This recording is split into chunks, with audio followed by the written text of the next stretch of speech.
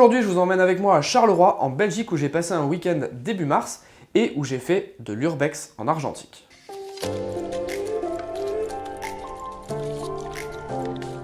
Pour vous replacer un petit peu dans le contexte, j'ai fait un week-end donc à Charleroi début mars avec les tipeurs de Mon Petit Réflexe. Si je vous parle d'urbex, c'est parce que la région de Charleroi est connue pour, historiquement, avoir accueilli l'industrie du charbon. C'est la même chose pour le nord de la France. Et en gros, dans cette région, il y avait énormément d'industries du charbon qui actuellement ne sont plus du tout en fonctionnement, ce qui a laissé des bâtiments abandonnés complètement propice pour faire de l'urbex. Sur ce week-end, j'avais pris la décision de n'emmener avec moi que mon Mamiya 645 1000S ainsi que le viseur poitrine. J'avais pas d'autres viseurs, pas d'autres boîtiers, pas d'autres objectifs, j'avais le 80 mm f2.8 et toutes les images que vous allez voir dans cette vidéo ont été prises soit avec de la HP5+, soit avec une bobine de Portra 400.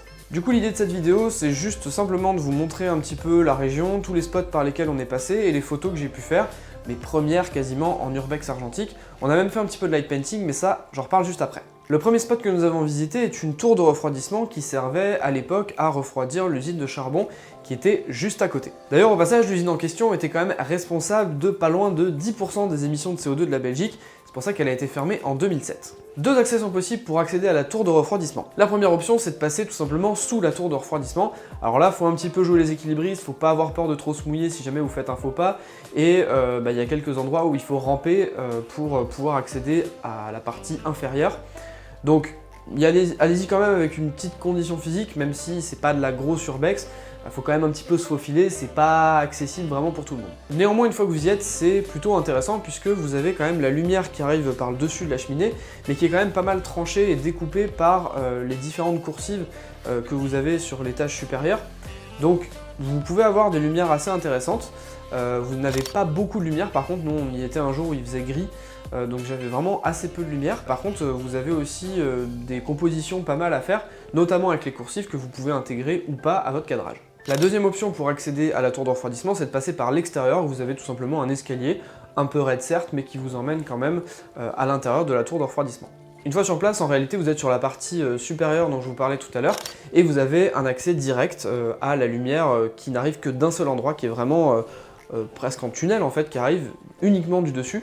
Donc là, on n'avait pas une intensité qui était très forte. D'ailleurs, il y a un truc que je vous ai pas dit, c'est que la HP5+, je l'ai poussé à 1600 ISO, donc de 2 stops, et ce qui m'a permis en fait d'être un peu plus à l'aise derrière quand je voulais réaliser des images qui étaient avec une luminosité un petit peu plus faible. Bref, une fois que vous êtes à l'intérieur et que vous aimez photographier le béton et la mousse, il y a de quoi faire, ne vous inquiétez pas. Tout de suite après, avec Sylvain, on a décidé de grimper tout en haut d'un réservoir, un immense réservoir, qui pour le coup était complètement désaffecté, il n'y avait plus d'eau dedans, mais j'ose même pas imaginer la quantité d'eau de malade qu'il devait y avoir quand le réservoir était rempli. Mais bref, tout ça pour vous dire qu'on a pris l'escalier qui était sur le côté pour monter tout en haut. L'escalier était relativement sécure, enfin en tout cas j'avais pas trop peur dessus.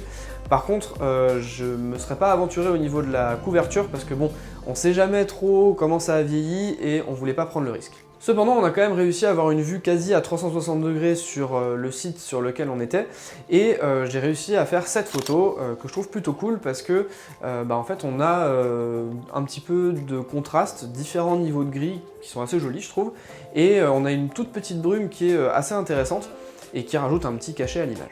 On a ensuite continué notre petite visite en se rendant à un deuxième site qui lui était composé de plusieurs bâtiments de différentes tailles qui à mon avis devait correspondre à un ancien site de traitement du charbon. Personnellement, je me suis plutôt attardé sur le premier bâtiment qui devait sûrement être un bâtiment d'habitation, bâtiment sur lequel j'ai passé peut-être une bonne heure je pense, à essayer en fait de trouver des compositions intéressantes avec mon 80 mm et les différentes ouvertures qu'il y avait sur le bâtiment. Je trouvais qu'il y avait un contraste vachement intéressant.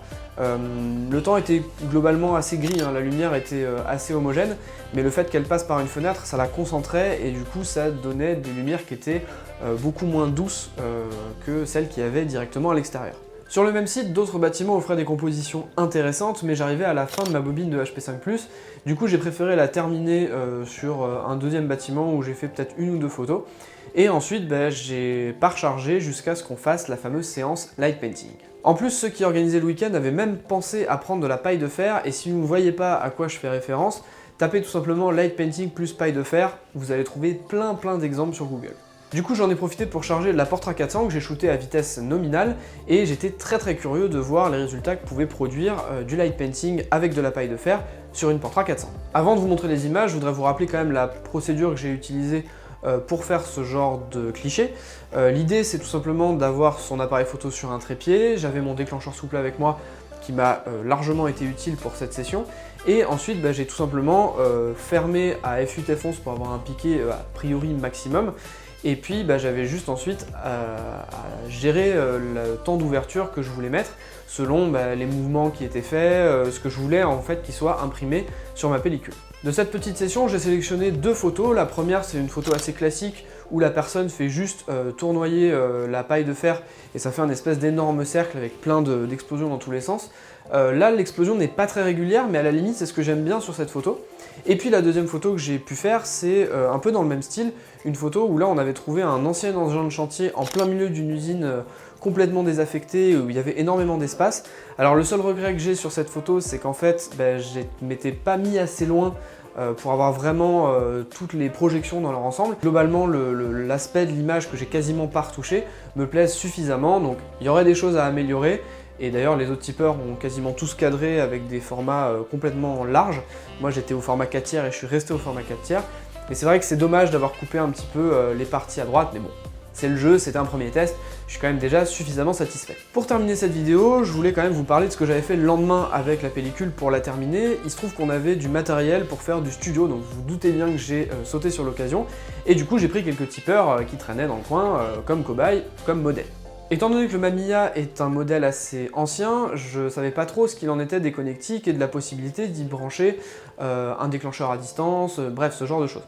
Du coup, je me suis dit que j'allais faire les premières photos en open flash, ça a très bien fonctionné. Les 3 premières que j'ai fait de Sébastien, moi elles me plaisent bien en plus, je trouve que le setup était assez intéressant et ça marchait très bien en open flash. Petite parenthèse pour ceux qui ne voient pas ce qu'est l'open flash, grosso modo j'ai pris mon appareil, je l'ai mis sur trépied, j'ai utilisé mon déclencheur souple. La procédure c'est que je déclenchais une personne ou 2, ça dépendait des flashs, déclenchait les flashs pour moi, et une fois que les flashs étaient déclenchés, je relâchais, ce qui faisait que mon exposition était correcte pour les flashs et j'avais un minimum de lumière ambiante qui rentrait étant donné que j'avais pas ouvert très longtemps. Là où ça a commencé à se corser, c'est quand Frédéric m'a proposé de connecter mon Mamiya avec un câble jusqu'au flash. Et le problème c'est que je pense que la prise flash du Mamiya doit pas bien fonctionner, en tout cas sur ce modèle, et il se trouve que les flashs ont dû déclencher, mais je pense que ça s'est pas bien synchronisé, je sais pas ce qui s'est passé, mais en tout cas, il y a eu un gros problème, et en fait, toutes les images sont quasiment ressorties toutes noires. Donc en fait, j'avais fait des photos d'autres tipeurs que vous ne verrez pas, puisque en fait, les photos sont juste inexploitables. Donc ça a conclu ma petite séance portrait. Pour conclure, je garde donc un très bon souvenir de ce week-end où j'ai fait des photos d'urbex qui me plaisent beaucoup. J'ai également pu tester la technique du light painting avec la paille de fer à l'argentique et j'aime vraiment beaucoup le résultat.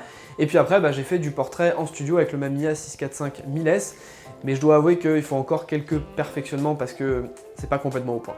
Voilà, c'est tout pour moi pour cette vidéo qui, je l'espère, vous aura appris quelques petits trucs ou à défaut vous aura diverti. Si jamais ça vous intéresse de me suivre sur les réseaux sociaux, n'hésitez pas à le faire, sachant qu'en ce moment je publie quand même pas mal de photos sur Instagram, donc ça peut être intéressant si ce que je produis vous intéresse. Comme d'habitude, les commentaires sont là pour commenter, donc n'hésitez pas à venir mettre votre grain de sel en bas de la vidéo. Et en attendant, moi je vous dis à la prochaine, salut!